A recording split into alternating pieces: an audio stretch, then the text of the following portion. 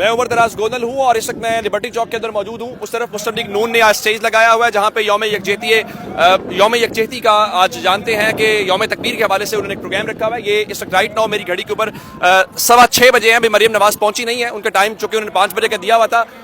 ये सूरत हाल एक तरफ की है, इस तरफ दिखाएगा लिबर्टी चौक वाली तरफ से आते हुए और दूसरी तरफ हफीज सेंटर से आते हुए। ये इस वक्त राइट नाउ लिबर्टी की सूरत हाल है, यानी उससे लेके अगर इसको कहा जाए कि लिबर्टी इस वक्त राइट नाउ जिस टाइम पे मैं बता रहा हूँ, अगर इसको 4 हिस्सों में डिवाइड करें तो शायद चौथा हिस्सा भी इसको कवर नहीं है।